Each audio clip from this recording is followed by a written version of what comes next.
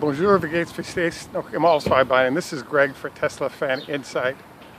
Today's discussion, I think you might consider a little crazy because it's been a long time since it's occurred, but the discussion focuses on something called European or American delivery.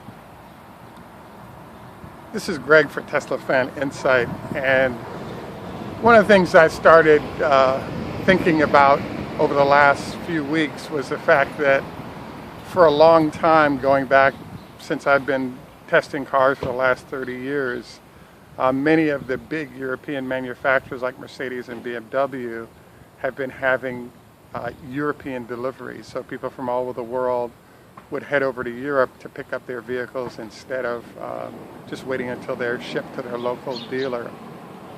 This facilitated a nice vacation in Europe where you got a chance to test out your car, meet some people at the factory, and understand the vehicle better. And I don't know what the rules are now for each country, but there were some tax benefits, particularly if you had a certain number of miles. You might be able to get it as a used car when you're registering it. I wanted to sort of introduce this concept when it came to Tesla. I believe it's possible for you to take delivery if you wanted to go to Europe in the Amsterdam delivery facility, drive it around, and then get it shipped back to the US.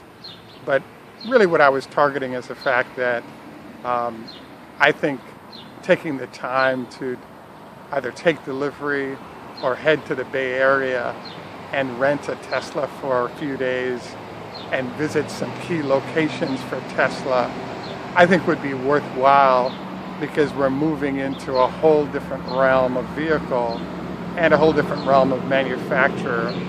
So I thought it might be interesting today to review a few key locations that one might visit on a trip. So clearly the number one spot to go to would be the Fremont test facilities so that you could get a look at other vehicles on the test track and talk with experts. The second facility would be probably just do a drive-by at the headquarters. You'll be able to look in the parking lot, etc. Not likely get inside their building because it's so stocked with people and you have to have an appointment with an executive typically in order to get in there. I wouldn't recommend going to the Gigafactory because it's a long hike into Reno, Nevada, and you likely really don't get access there unless you're press or a VIP. The third location that comes to mind that I think would be compelling would be a place called Harris Ranch as a recharge location. Between Harris Ranch and a place called Kettleman City right now, Tesla is using it as kind of its testing ground for new ideas when it comes to solutions related to recharging your vehicle. I'm kind of intrigued because on first glance one would say, hey, it's a waste of time to go visit the factory, etc. But one of the things I always found interesting is, for example, I lived in Palo Alto, California for a long time, and Steve Jobs lived maybe 10 blocks from the Palo Alto store. So I was always impressed with the quality of training and information I got from that store compared to others. So on a Bay Area trip to sort of take delivery of your Tesla, I'd also recommend considering perhaps doing a couple of test drives at Tesla facilities that are close to the headquarters of Tesla, because I feel like you get the best trained folks with the newest, freshest knowledge of where things are and going with the company. I wanted to make this a, hey, these are 3 things that you would for sure learn if you chose this option. But I think that what will happen is that there are some things that are important to one group of folks that might not be as important to others.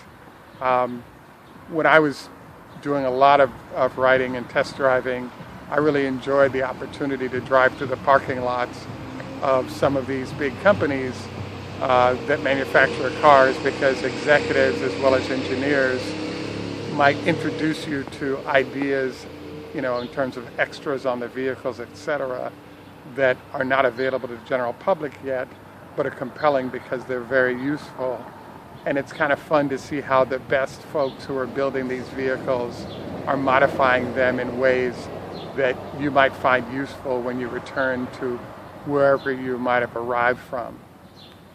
So look forward to any input that you guys may have. In particular, I was hoping that as I've been spending time with folks that live near the Tesla factory and listen to how they manage their vehicle differently than people who are not near Tesla, it's been interesting to sort of pick up little details. A random one that came to mind is that a good buddy of mine who has an early Model S, maybe once a month drives by the factory for a recharge, and he was really surprised to see the volume of cars that were sitting on the lot on his last visit, particularly Model S's. Soon thereafter, there was an announcement that showed that, they had a good production run that quarter. So it also gives you kind of a look at sort of the build pace and what's being built at the factory. That's also kind of interesting. So I think if your eyes are open, there are 20 or 50 or maybe 100 different little details you'll pick up about how the company operates, and that enhances your ownership experience. But it may not be initially obvious prior to the trip, but after the trip, I think you'll be really pleased that you made the trip. And in general, the Bay Area is a great place to visit anyway. I want to thank you for taking time out once again to visit with us. I'm suggesting that you consider the Tesla European American delivery plan. It's a little different because in most cases, most Europeans aren't interested in US vehicles, but I think a Tesla visit is worth the trip. Thank you for taking time out to watch. Please like and subscribe. This is Greg for Tesla Fan Insight. Tschüss, macht's gut, au revoir, lahitro, Choda Hafez, Shalom. Please also note that I've received messages regarding sound quality and the fact that on all my videos we have closed captioning. So if you toggle closed captioning, it'll give you sound and video, or it'll give you written text of everything that's said.